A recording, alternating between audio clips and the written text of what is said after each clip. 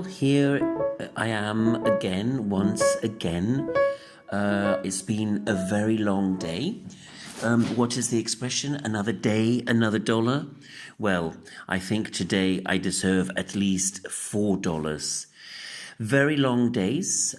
Online teaching requires lots of preparation and planning. Maybe that's not really true. Maybe it's because I've just transitioned from a face-to-face teacher to online teaching, so I still need to get my act together. But I have to say that I feel much more confident, and in fact, we have received fantastic feedback from parents who are talking about how surprised they are at how we are coping with the situation and how we can actually teach 13 students online. One of the things that I would like to mention today, and I find extraordinary, I'm teaching mainly young learners, but I think this is also relevant when teaching adults, is the idea of always talking about settlers, activities where children are sitting down, and starers, activities where children or even young or older students are out of their seats and moving around. I am a very kinesthetic type of person. I'm always standing up, I'm always moving, I'm always getting students out of their seats. And I found that it's quite difficult to do online. And I am thinking and devising strategies and techniques to try to get students out of their seats.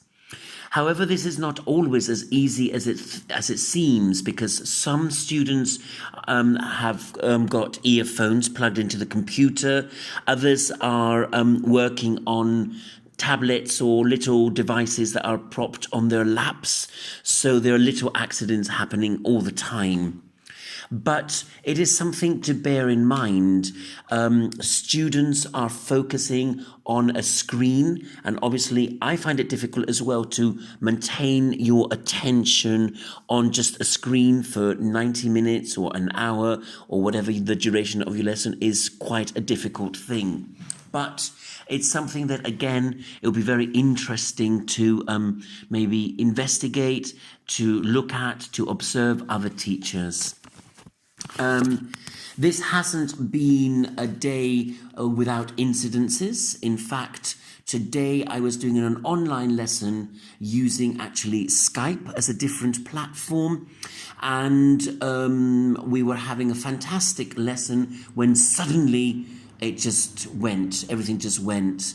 I desperately tried to ring my student but couldn't get hold of her. Eventually she sent me an audio message saying my battery has run out. So I think it's very important to bear in mind that these things can happen. The battery can run out, the electricity can go. So it's always a good idea to have a backup plan. What I did today was, instead of using Skype, we just continued the lesson using our phones and using audio WhatsApps. This might be difficult to do when you've got a group of 10 students, but it's always a good idea to have thought of a backup plan and maybe have spoken to your students previously and said technology can be temperamental. So if this happens, bear in mind that we might have to try to reconnect, or it might be necessary to tell your students, well, we might have to do the lesson another day. But I would say it's very important to be prepared for these kind of eventualities. Today I had a nice little surprise, and I think it's quite funny, because this is day 3 of this long process, and I'm still learning so much. But today I was sharing screens. I was showing them YouTube videos on my screen, which were displayed on their screen. I was creating Windows documents. I was asking them to do all sorts of things.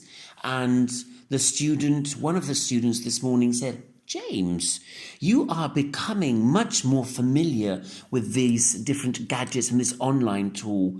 You are becoming much more confident, and your lessons are becoming much more dynamic." And I thought, well, obviously someone has noticed that there's progress. So there you go. One of the other areas that I would like to mention today, and I think it's very interesting because it was something that I was talking to a colleague about, is the idea about rapport. Obviously, when you are face to face, we build up this rapport, we establish rapport with the students, we try to make sure that they're comfortable and so on. And now it's a completely different kettle of fish. And now we've got to maintain that rapport, but doing it online. It's not so easy. So I have tried to think of different ways of doing it. One of the things is I welcome every student individually in a very, very warm manner. I use their name. I try to remember something they said in the previous lesson. I ask them to tell me something that has happened during the day. And it's very important to try to maintain that online rapport. So in a way, I find myself exaggerating and being over enthusiastic and over effusive to try to bridge that gap where now we don't have that physical contact. And for today, I just want to mention one more thing, and I think it's extremely important. It's very important to be professional at all times when you're doing these online lessons, because you don't actually know who is on the other side of the screen. In the case of students, I've noticed on numerous occasions that the parents are there, supervising, monitoring, ensuring that students know what they're doing. So we have to be very careful because our lessons need to be enjoyable, but at the same time, they need to be educational. Therefore, we need to be very careful to make sure that that balance is met. So we have educational activities, but they're also enjoyable. And this is not only for children. And we have to bear in mind that somebody else might be in that room. So it might be that the person who's actually paying for the course is witnessing what is going on in that online lesson. So remember that you might have a wider audience. You might be teaching your individual student, but that individual student might be with other people. And those people are then going to comment on what happened in your lesson to other people. So if what happened in your lesson was spectacular, word of mouth is going to be that you deliver incredible online lessons. But if you are not offering these high standard lessons, the word of mouth and the reputation you're going to get as a deliverer of online courses is going to be quite negative. So I'm going to finish because it seems that I'm going on and rambling on and on and on. And some of my listeners have said, well, James, we can hear the birds in the background. We hear that you repeat specific words, so I don't want to bore you to death. But I do want to finish with a positive message. Yes, I know you can all say it now very well. Yes, we will prevail. Things will get better. And in fact, I have to say that after a few days, things are now falling into place. But it is true, you do need to put some time into this transition. You need to watch webinars. You need to talk to colleagues. You need to practice. But in the end, you will get there.